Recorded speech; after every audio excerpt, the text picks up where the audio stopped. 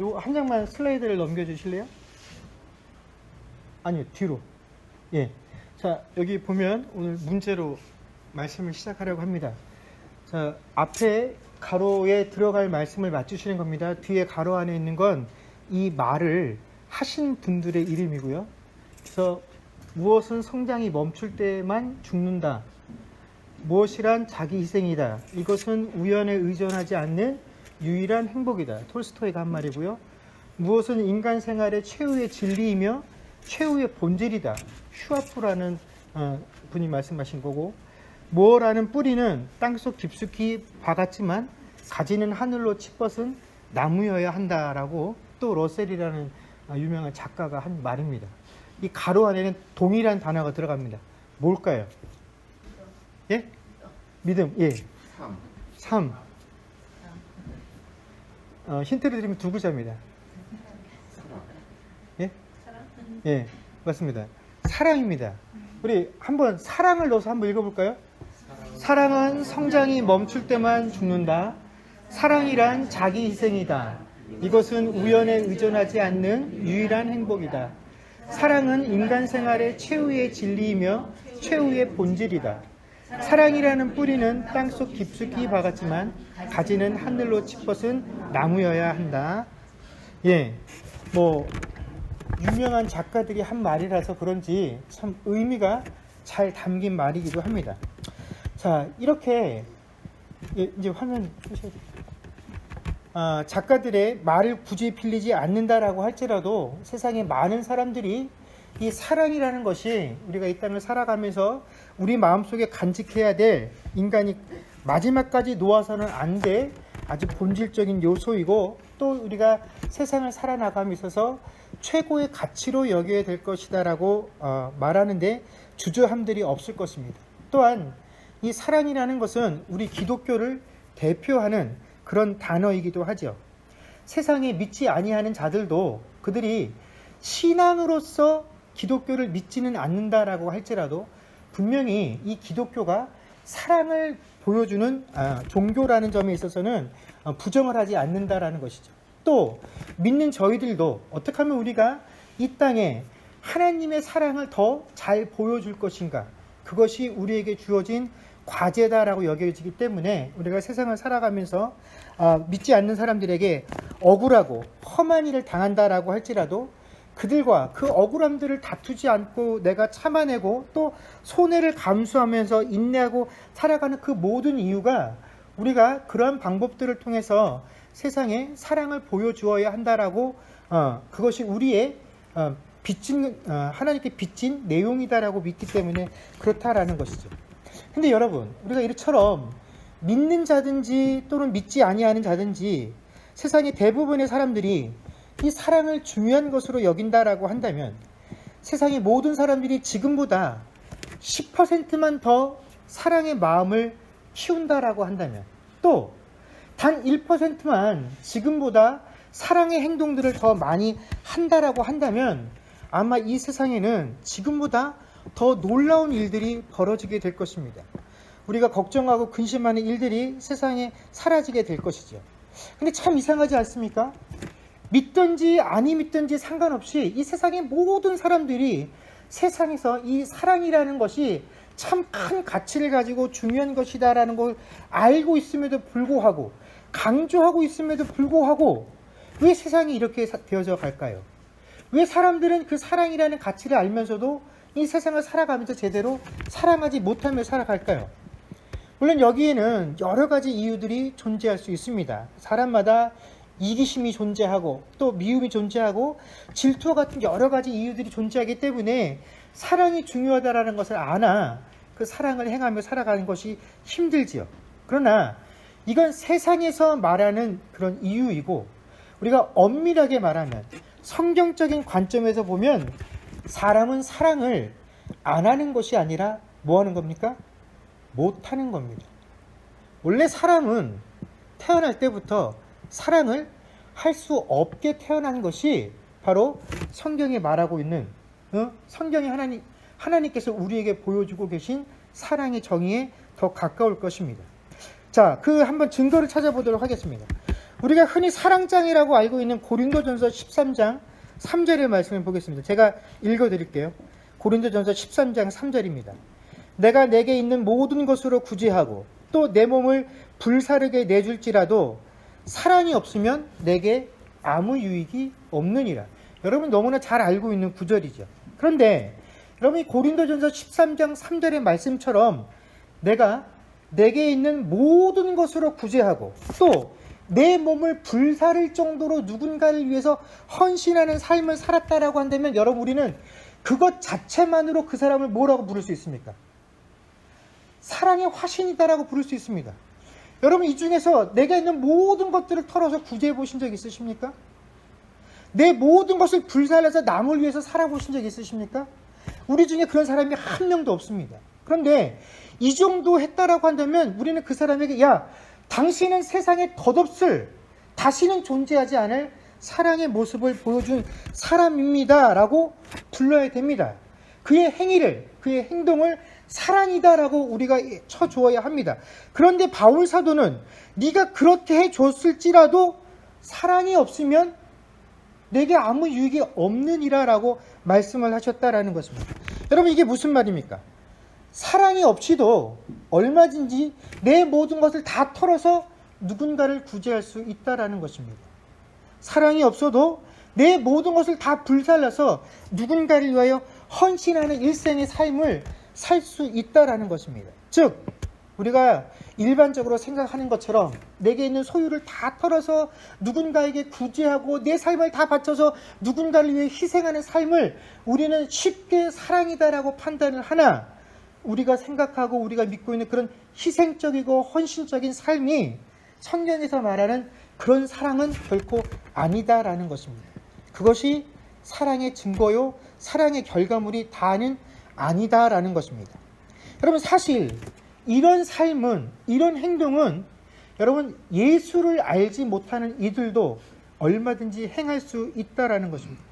그러면 여러분 예수의 사랑 하나님의 사랑을 경험해보지 못한 사람들도 행할 수 있는 그런 삶이나 그런 삶의 태도들과 결과들이 과연 성경에서 말하는 하나님의 사랑과 과연 견주어서 그것을 하나님의 사랑이라고 말할 수 있느냐? 결코 그럴 수 없다라는 것입니다.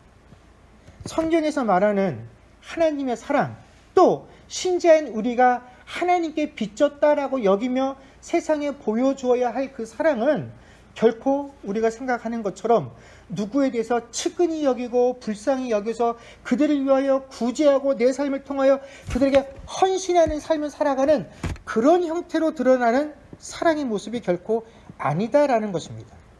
그렇다면 성경이 말하고 있는 사랑이란 어떤 것이고 도대체 신자들은 이 세상에 어떠한 형태의 모습의 사랑들을 보여주어야 하느냐, 그것에 관한 답이 오늘 바로 저희가 읽었던 본문의 말씀이다라는 것입니다. 오늘 1절부터 3절 말씀 보게 되면 다윗이 사울에게 말하기를 마침에 요나단의 마음이 다윗의 마음과 하나가 되어 요나단이 그를 자기 생명같이 사랑하느니라. 그날에 사울은 다윗을 머무르게 하고 그의 아버지의 집으로 다시 돌아가기를 허락하지 아니하였고 요나단은 다윗을 자기 생명같이 사랑하여 더불어 언약을 맺었으며 라고 설명하고 있습니다. 여기서 오늘 저희가 읽었던 이 본문의 말씀들은 다윗이 골리앗을 물리친 바로 그 직후의 상황들을 의미합니다. 자, 다윗이 골리앗을 물리치고 나서 사울 앞에 다시 불려오게 되지요. 그래서 사울에게 칭찬을 받고 그 앞에서 물러나게 되었을 때 바로 그때 다윗과 요나단이 태어나서 난생 처음으로 그 둘이 얼굴을 대면하고 인사를 나누게 되었다라는 것입니다. 이것이 그들의 첫 번째 만남이었습니다. 그런데 이 첫 번째 만남 때 요나단은 다윗을 보자마자 어떻게 고백을 하냐면 그를 자기 생명같이 사랑하였다라고 했었고 3절에는 한 발 더 나아가서 이 자기 생명같이 사랑하는 것이 무엇으로 발전을 했냐면 더불어 언약을 맺는 행위로 발전을 했다라고 성경이 기록을 하고 있습니다.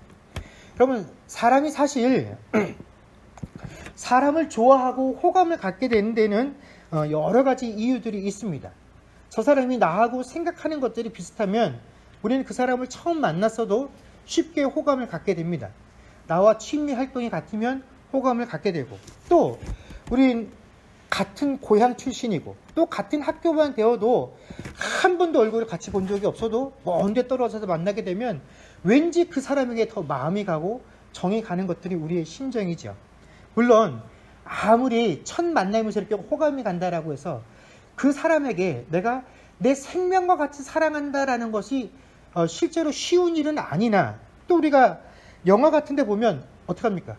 첫눈에 반해서 내 모든 것들을 이 사람을 향해서 바쳐야 되겠다라고 그렇게 마음 먹게 돼서 남녀 간에 불같은 사랑들이 생기는 것을 보면 우리가 첫 만남에서 누구를 그렇게 생명과 같이 사랑한다라는 것이 불가능하지 않다라고도 말할 수 있을지 모르나, 문제는 사람이 누군가를 보고 이렇게 불일 듯이 사랑의 감정이, 내 모든 것을 바쳐서라도 저 사람을 사랑해야지 하는 그 사랑의 감정이 존재할 수는 있으나, 문제는 이런 사람의 감정은요, 생기기도 쉬운 것만큼이나 어떻게 해요? 없어지기도 쉬운 것이 항상 문제다라는 것이죠. 오늘 저희가 읽었던 그 본문 말씀 가운데 제가 다시 1절에서 3절까지 읽을 때 이 말씀에 보면 요나단만큼이나 다윗을 사랑한 사람의 이야기가 등장을 합니다. 그게 누구냐면 사울왕이죠. 2절 말씀에 보면 그날의 사울은 다윗을 머무르게 하고 그의 아버지의 집으로 다시 돌아가기를 허락하지 아니하였고 라고 되어 있고, 5절에는 다윗은 사울이 보내는 곳마다 가서 지혜롭게 행하매 사울이 그를 군대의 장으로 삼았더니 라고 되어 있습니다. 여러분, 사울은 무명의 어린 다윗을 어떻게 합니까? 집으로 돌아가는 것을 허락하지 않고 자기 곁에 머물러 있으라라고 이야기를 합니다. 여러분, 이것은 왕이 신하에게 보낼 수 있는 최고의 사랑이죠. 야, 너 네 고향으로 돌아가지 말고 항상 내 옆에서 머물면서 나를 돕는 일을 해라 하는 것만큼 명예로운 일은 없다라는 것입니다. 그만큼 사울왕이 어린 다윗을 신뢰했다라는 것이죠. 그렇기 때문에 그에게 5절에 다윗은 사울이 보내는 곳마다 라고 설명할 만큼 이 사울은 어려운 일이 생기고 힘든 일이 생길 때마다 그곳에 누구를 보냈습니까? 다윗을 보냈다라는 것입니다. 왜 그렇습니까? 신뢰하고 그만한 일을 처리할 수 있다라고 믿었기 때문에 그렇고, 또 그런 그가 그 일들을 잘 행함을 통해서 그를 나중에 무엇으로 삼습니까? 군대의 장으로 삼았다라는 것입니다. 이것은 무엇을 의미합니까? 다윗이 행한 그 모든 것들을 사울이 공정하게 평가를 해줬다라는 것입니다. 그때까지만 해도 그가 거둔 업적들에 대해서 시기하거나 미워하는 마음이 아니라, 그래, 네가 행한 것들로 인해서 충분히 공적을 쌓았다, 너 잘했다라고 하면서 거기에 합당한 보상을 해주었던 것, 이것이 왕이 신하들을 사랑해주는 그런 진실된 사랑의 마음 아니겠습니까? 그래서 이 모든 것들을 사울이 허락해 주었다라는 것입니다. 그런데 이렇게 다윗을 향해서 신뢰와 사랑의 마음을 가지고 있었던 이 사울의 마음이 단 한순간에 바뀌어지게 됩니다. 그런데 이것이 다윗이 어떤 잘못을 해서 그런 것이 아니라, 우리가 잘 아는 바처럼 오늘 18장 7절의 말씀이 나오는 것처럼 여인들이 불렀던 그 노래의 한 구절의 가사 때문에 사울의 마음이 완전히 바뀐다라는 것입니다. 무엇입니까? 여인들이 뛰놀며 노래하여 이르되 사울이 죽인 자는 천천히요 다윗은 만만이로다 하는지라. 바로 이 구절 하나를 듣고 사울의 마음이 어떻게 됩니까? 다윗을 향해서 그전까지는 없었던 시기와 미움과 질투의 마음들을 갖게 되었다라는 것입니다. 여러분, 왜 이런 일들이 벌어지게 될까요? 우리가 흔히 부모들과 자식들과의 관계를 제외하고 나면 우리가 일반적으로 갖는 사랑의 감정에 내는 이런 특징이 있습니다. 이 사랑이라는 감정이 그 사람에 대한 신뢰요, 그 사람 자체에 대한 그 사랑의 감정이 아니라 뭡니까?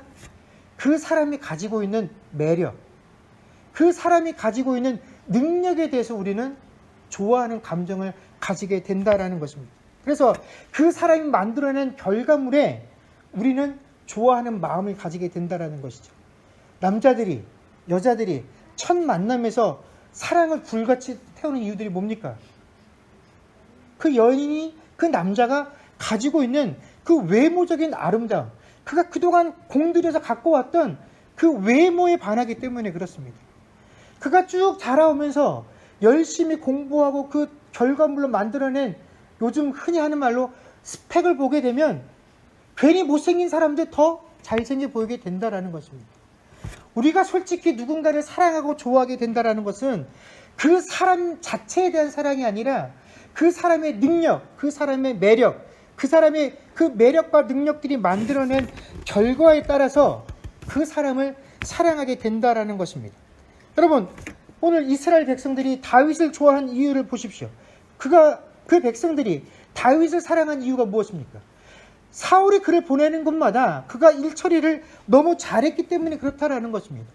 사울의 공로를 천천으로 친자면 다윗의 공로는 만만으로 행할 만큼 다윗이 만들어낸 결과물들이 이스라엘 백성들, 우리들의 마음에 쏙 들었다라는 것입니다. 그래서 그 결과물의 마음이 쏙 빼앗겨서 그들은 다윗을 사랑했다라는 것입니다. 온 백성들과 신하들이 다윗을 합당히 여긴 까닭이 다윗이라는 인물이 가지고 있는 그 댐댐이가 아니라 그가 행한 결과물이 나에게 유익이 되고 나에게 기쁨이 되었기 때문에 바로 그 이유로 그들은 다윗을 사랑했다라는 것입니다. 그런데 여러분, 내가 그 사람 자체를 사랑하는 것이 아니라 그 사람의 능력과 매력과 그 능력으로 만들어낸 결과물들을 내가 사랑하고 좋아했을 때에는 여러분, 그 만들어낸 결과물이 더 이상 나에게 유익이 되지 못할 때, 더 이상 내가 원하는 방향으로 그것들이 쓰여지지 못할 때에는 오히려 그 사람이 가지고 있는 능력과 매력이 나에게 사랑의 이유가 아니라 무엇의 이유가 됩니까? 미워하는 이유가 된다라는 것입니다. 사울이 그러지 않았습니까? 그 전까지는 내가 신뢰할 수 있었던 그 다윗의 능력이 내가 그를 신임하고 그를 사랑할 수 있는 이유였는데 그의 능력이 만만이라는 그 한마디로 이제 더 이상 그 다윗의 능력이 내가 기뻐하고 그를 사랑할 수 있는 이유가 아니라 그를 미워할 수밖에 없는 이유가 되었다라는 것입니다. 여러분, 그 전까지는 다윗이 그 능력을 가지고 블레셋을 쫓아내고 자신들에게 유익을 주었기 때문에 이스라엘 백성들이 다윗을 지지했었는데 이 다윗이 사울의 미움을 받아서 쫓겨다니는 신세가 되었을 때에는 누구 한 사람 다윗의 편을 들어주는 자가 없었다라는 것입니다. 다윗이 그 넓고 넓은 이스라엘 땅에 숨을 곳이 없어서 어떻게 합니까? 원수의 땅이었던 블레셋으로 피난을 할 수밖에 없었던 것은 지금까지 다윗에게 의지하고 다윗의 능력의 혜택을 받았던 그 누구도 더 이상 그 이유로 다윗을 사랑하지 못했다라는 것입니다. 다윗이 아무리 좋은 사람일지 모르나 더 이상 그의 능력이, 더 이상 그가 가지고 있는 매력이 우리에게 유익이 되지 못하기에 우리는 그를 사랑할 수 없다라는 것입니다. 여러분, 이러한 사랑을 대하는 태도는 불신자나 믿는 자나 동일하다라는 것입니다.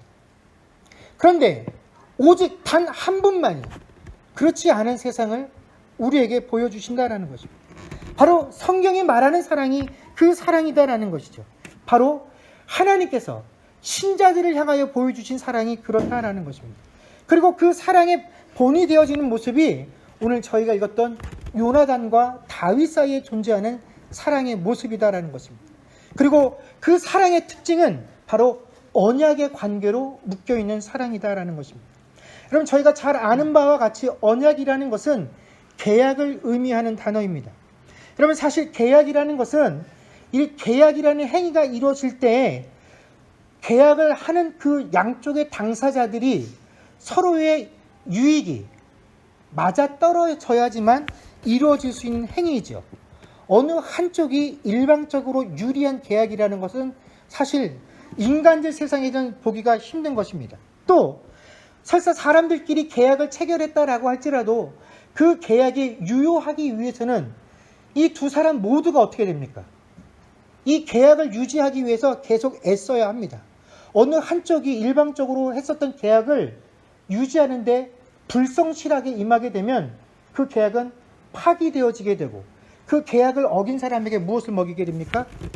페널티를 물게 되어 있는 것이 이 세상을 살아가는 계약의 법칙이다라는 것이죠. 그런데 유일하게 하나님께서 당신의 백성들과의 세우신 이 언약은 우리가 일반적으로 알고 있는 이 계약의 모든 법칙들을 벗어난 것이다라는 것입니다. 가장 큰 특징은 서로에게 유익이 되어지는 관계 속에서 맺어진 언약이 아니다라는 것이죠. 어느 한쪽이 일방적으로 손해가 나는 계약이 바로 하나님께서 그 백성과 맺은 언약의 특징이다라는 것입니다. 여러분, 아무것도 가진 것이 없고 자격이 미달되어진 자들이며 설사 이 계약을 맺었다라고 할지라도 그 당사자인 우리는, 한쪽의 당사자인 우리는 이 계약을 유지할 만한 아무런 능력이 없음이 뻔함에도 불구하고 하나님께서 이 불합리하고 불공정한 언약을 우리와 맺으셨는데, 우리에게 야, 너희와 내가 언약을 맺을 때 너희가 아무리 불성실하고 불공정하고 능력이 없어서 이 언약을 지킬 만한 능력이 안 된다라는 것을 너희가 안다라고 할지라도, 그래서 실제로 너희가 이것을 제대로 행하지 않는다라고 할지라도 내가 절대로 이 언약을 파괴하지 않을 것이야 라고 하는 이 부분에 대해서 하나님께서 우리에게 완벽한 보증인을 세우셨는데, 그 완벽한 보증인이 누구십니까? 예수 그리스도이시다라는 거죠. 독생자 예수 그리스도의 피를 흘리시는 사건을 통해서 야, 너희에게 자격이 없고 조건이 없으나 또 이 언약이 체결된 이후에도 너희가 분명히 불성실하게 여기 임할 것이나, 그럼에도 불구하고 내가 이 언약을 파기하지 않을 것은 내가 이 언약을 체결하는 그곳에 내 하나밖에 없는 아들의 피로 도장을 찍었기에 너희들이 어떠한 것과 상관없이 나는 이 언약을 마지막까지 절대로 포기하지 아니할 것이다 라는 것이 하나님께서 우리와 맺어주신 언약의 특징이다라는 것입니다. 그래서 하나님께서 우리의 능력이나 우리의 성실함에 기대서 하나님은 이 언약을 체결하는 것이 아닙니다. 처음부터 우리는 하나님과 언약을 맺을 만한 아무런 자격이나 조건도 없었죠. 그런 우리를 상대로 하나님께서 언약을 맺으시며 너희가 아무리 불성실하고 이 언약을 충족시킬 만한 그런 행위들을 하지 못한다라고 할지라도 내가 이것을 마지막까지 지키고 이루어낼 것이다라는 징표로 우리에게 예수 그리스도를 보여주신 것이다라는 것입니다. 그리고 이 언약 안에 들어올 수 있는 조건으로 우리에게 원하신 단 한 가지는 이 예수 그리스도를 어떻게 해요? 믿기만 하면 된다라는 것입니다. 내가 할 수 있어요가 아니라 그래 너는 못해. 근데 이 완벽한 보증인을 네가 믿기만 한다라고 한다면 이 언약을 내가 인정하겠다라고 하신 것이고, 그 믿음마저도 어떻게 해요?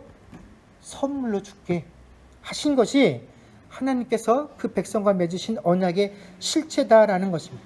여러분, 만약 하나님께서 처음부터 우리에게 이 언약을 어떤 조건을 내거시면서 맺자라고 하셨다라고 한다면 여러분, 이 언약은 처음부터 체결될 수 없는 것입니다.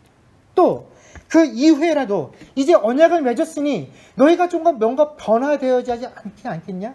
너희가 최소한 너희들이 만든 창조주인 나와 이 언약을 동등하게 행해서 이어가려고 한다면 너희가 최소한 이 정도는 뭘 해야 되지 않겠냐? 라고 요구하셨다라고 한다면 여러분, 이 언약은 결코 지속될 수 없었다라는 것입니다. 그러나 하나님께서 우리의 이런 모든 형편과 처지들을 아시고 오로지 하나님께서 모든 것을 감내하시고 감당하시며 이 언약을 체결하셔서 이 언약을 통하여 우리에게 하나님의 사랑이 어떠한 것임을 보여주셨음에도 불구하고 정작 그 언약 안에 들어와 있는 우리가 그 하나님의 사랑을 제대로 알지 못한다라는 것입니다. 그래서 하나님께서는 우리에게 이 언약의 행위를 통하여 우리에게 어떠한 것도 요구하지 아니하시는 그 사랑을 보여주셨음에도 불구하고 우리는 여전히 하나님의 사랑을 어떤 식으로 해석하냐면, 그 하나님께서 이렇게 자격 없고 조건 없는 나를 상대로 해서 언약을 체결해 주시고 사랑을 보여주셨으니 나도 최소한의 무엇을 해야 하지 않겠느냐, 뭔가 이 자격과 조건에 합당한 사랑의 모습을 보여야 하지 않겠느냐 하고 하나님께서 우리에게 요구하지도 않으신 조건들을 우리 스스로 만들어서 지키고 있다는 것입니다. 대표적인 것이 뭡니까? 주의를 잘 지키면 뭐 복을 받는다라고까지는 생각하지 않아도 내가 주의를 어기면 어떻습니까? 뭐 하나만 잘못돼도 내가 주의를 안 지켜서, 뭐가 잘 되면 주의를 잘 지켜서, 또 주의를 빠지지 않고 주의를 잘 지키는 이유는 내가 이것들을 다 하면 그래도 빠지는 사람들보다는 하나님께서 뭔가 좀 더 이쁘게 봐주시겠거니 하는, 하나님도 정해놓지 않은 그런 스스로의 기준들과 조건들을 만들어 놓고 그것들을 지키며 자기 스스로 만족을 한다라는 것입니다. 또 어떤 것들이 있습니까? 11조를 빼먹으면 하나님께서 물질로 치신다라고 굳건하게 믿습니다. 그래서 내가 물질로 하나님께 벌받지 않으려면 11조 빼먹지 않고 꼬박꼬박 해야 된다라고 생각을 하고, 그런 의미에서 11조를 꼬박꼬박 하시는 분들도 내가 이것들을 빼먹지 않고 꼬박꼬박 하니 하나님께서 내가 이 땅에 사는 동안 물질로 풍족하게 내 삶을 채워주실 것이다 라는 것들을 기대하고 바라면서 하나님께서 정해놓지 않은 그 법칙 속에 자신들을 올가매고, 실제로 하나님께서 그 언약의 수혜자로 우리를 불러주셨음에도 불구하고 언약의 수혜자로 하나님의 사랑을 느끼며 살아가는 것들이 아니라 그 언약의 노예로 하나님 앞에 살아가고 있다라는 것입니다. 여러분, 그러나 오늘 본문 말씀을 보십시오. 요나단이 생전 처음 본 이 다윗을 향해서 그 마음속에 불일 듯 이유도 없고 조건도 없습니다. 그냥 그를 처음 보자마자 자기 생명과 같이 사랑하게 되어서 그 언약을 맺게 되어지기까지 어떤 이유가 나와 있습니까? 다윗이 이렇게 했으니까, 다윗이 이런 것들을 갖췄기에, 이것이 요나단의 마음에 맞아서 라는 이유가 있습니까? 아무것도 없다라는 것입니다. 그 순간에도 다윗은 여전히 저 산골짜기 시골에서 수많은 형제들 앞에서 그저 양떼를 치는 그런 목동에 불과했다라는 것입니다. 전쟁을 치르는 그 급박한 상황 가운데서도 그 전쟁을 수행할 만큼의 피지컬이 따라오지 않을 만큼 어려서 전쟁에도 소집되어지지 않았던 그 어린 소년 다윗이 바로 그 언약을 체결할 때 그가 가지고 있었던 온전한 모습이었다라는 것입니다. 그러나 요나단은 그런 것들을 보지 않았다라는 것입니다. 3절에 그와 언약을 체결했으니, 자, 이제는 네가 이 나라의 왕자인 나와 언약을 체결했으니 이제 더 이상 네가 저 시골의 목동같이 지낼 것이 아니라 이제는 왕자와 언약을 맺은 이 사람의 신분에 어울리는 그런 삶을 살아야 한다라고 요구하지 않았다라는 것입니다. 언약을 맺은 것이 끝이었다라는 것입니다. 그리고 오히려 4절에서 요나단은 자기가 입었던 겉옷을 벗어서 다윗에게 입혀 주었죠. 이것은 뭡니까? 많은 사람들 앞에서 다윗을 누구와 동등하게 여겨준다라는 것입니까? 자신과 동등하게 여겨준다라는 것이죠. 여러분, 우리가 잘 아는 누가복음 15장에 보면 집을 나갔던 둘째 아들이 돌아오는 내용들, 비유가 등장을 합니다. 여러분, 이때 이 집 나갔던 둘째 아들이 집에 돌아왔을 때 그 아버지가 이 둘째 아들을 맞이하면서 첫 번째로 했던 것이 뭔지 아십니까? 제일 좋은 옷을 꺼내다 그 아들에게 입히라고 한 것입니다. 무엇입니까? 이제 그 전에 이 아들이 어찌했든지 간에 내 집에 들어오는 이 순간에 이 아들은 나와 동일한 존재다라는 것을 그 겉옷을 입히는 행위를 통해서 그 아버지가 종들에게 보여준 것입니다. 이 옷을 입혀준다라는 것은 그 신분을 나와 동일하게 만들어준다라는 것이죠. 즉, 우리에게 어떠한 조건도 내걸지 아니하시고, 또한 이 언약을 절대로 하나님 쪽에서 파기하시지도 않겠다라는 것이 바로 성경이 우리에게 말해주는 유일한 하나님의 사랑이고, 여러분, 이 하나님의 사랑은 이 세상은 절대로 따라할 수도 없고, 여러분, 안타까우나 우리도 이 사랑을 이 세상에서 행하며 살아갈 수 없다라는 것입니다. 왜냐하면 우리도 그 하나님의 사랑을 그저 받아 누릴 수 있는 존재들일 뿐이지 이 사랑을 행할 수 있는 존재가 되지 못하기 때문에 그렇다라는 것입니다. 그렇다면 과연 이 하나님의 사랑을 통해서 하나님께서 우리에게 보여주시고자 하면 무엇이냐? 여러분, 나중에도 드러나게 되지만 여러분, 요나단은 이 언약을 지키기 위해서 나중에 무엇을 포기합니까? 자기 아버지를 지키는 일을 포기합니다. 자기가 이 다음 때의 왕이 되어야 한다라는 그 사실을 포기합니다. 이 다윗을 살리기 위해서 아버지가 죽고 내가 죽고 우리 집안이 멸망할 것이다라는 그 사실을 받아들입니다. 그래서 이 다윗을 살립니다. 왜요? 다윗과의 언약을 지키기 위해서 그랬다라는 것입니다. 어떤 이유도 어떤 조건도 이 언약을 깰 수 없다라는 것을 요나단이 보여주고 있다라는 것입니다. 여러분, 그래서 이 사랑이 어려운 것입니다. 앞서 말한 것처럼 그 언약에 들어와 있는 당사자인 우리들조차도 하나님 외에는 단 한 번도 이 세상을 살아가면서 이런 사랑을 경험해 본 적이 없기 때문에 그 언약 안에 들어와 있는, 그 하나님의 사랑 안에 들어와 있는 우리들조차도 하나님을 사랑한다라고 말하면서 여전히 우리가 알고 있는 그 사랑의 방식으로 하나님께 사랑을 보여주려고 하고, 우리도 역시 세상 앞에 그런 사랑을 보여주려고 한다라는 것입니다. 그리고 그 사랑의 모습으로 하나님을 시험하려고 하죠. 하나님께서 내가 원하는 것을 주지 아니하시는 것으로, 하나님 이걸 주시면 하나님 정말 나 사랑하시는 거고, 이거 안 주시면 하나님 나 사랑하시지 않는 거고, 이런 것으로 우리는 끊임없이 하나님의 사랑을 시험하려 한다라는 것.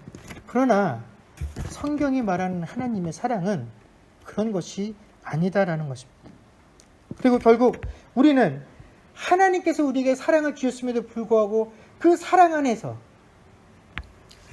이 사울처럼 내가 가지고 있는 사랑의 기준을 통하여 다윗을 주목하는 자의 삶을 늘 살아가고 있다는 것입니다.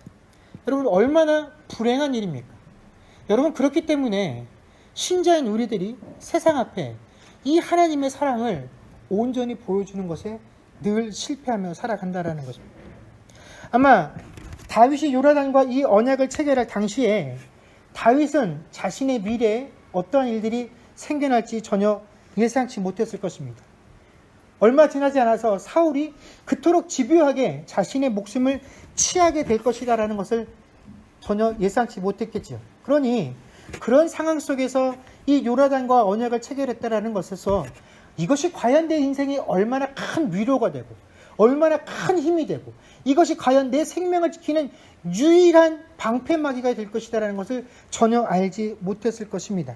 그러나 다윗이 이 언약이 가지는 의미를 미처 깨닫기도 전에 주께서는 이미 요나단을 통하여 정말 그 이유도 없는 하나님의 사랑 안으로 이 다윗을 불러들이시고 언약의 행위를 통하여 그에게 사랑을 덧입혀 주셨다라는 것입니다. 그리고 이 하나님의 사랑이 지금 누구에게 동일하게 적용이 됩니까? 바로 우리에게 동일하게 적용이 되어진다라는 것입니다.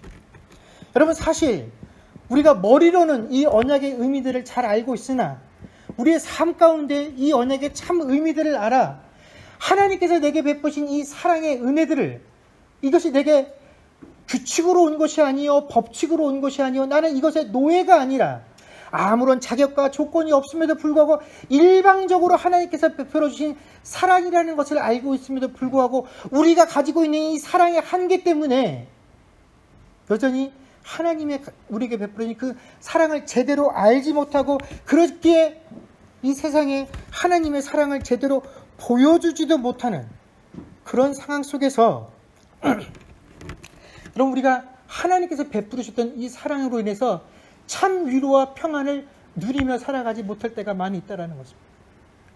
그래서 조그만 환경의 변화들 속에서도, 조그만 어려움들 가운데서도 하나님이 나를 진정 사랑하시나 하는 그런 의문들이 끊임없이 우리의 신앙생활들을 쫓아다니고, 또 혹시 조그만 뭐가 일이 내 뜻대로 되어지지 않고 내 계획대로 되어지지 않으면 이것은 하나님의 뜻이 아닌 것은 아닌가 하는 그런 의문들을 가지고 우리의 삶을 살아가게 되어진다라는 것입니다. 여러분, 그러나 그런 것들의 의문을 갖지 마십시오. 다윗이 알지 못할 때, 아무것도 예상하지 못했을 때에 하나님은 이 요나단을 통하여 언약을 맺으시고 하나님의 사랑 안으로 우리를 불러주셨습니다. 지금 우리가 당하고 있는 이 상황, 우리가 결코 예상했던 것들이 아니죠. 우리가 바라고 이런 일들이 일어날 것이다 라고 예상하며 어떤 일들을 진행하는 것이 결코 아닙니다.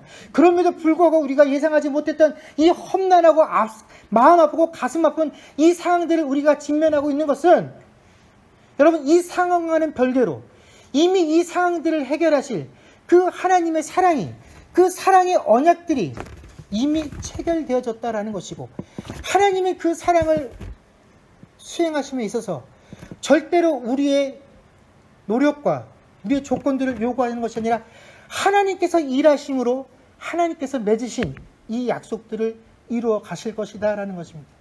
우리에게 중요한 것은 세상은 알지 못하는 그 사랑의 방법, 하나님의 언약, 바로 그 언약 안에 내가 들어와 있다라는 사실들을 우리가 온전히 믿으며, 여러분, 내가 그 언약의 노예가 아닌 그 언약의 참된 한 수혜자요, 언약의 계약자라는 그 사실들의 자부심을 가지고 여러분 온전히 하나님의 사랑을 누리며 살아갈 수 있는 저와 여러분들이 되어질 수 있기를 주의 이름으로 간절히 축원합니다. 기도하겠습니다.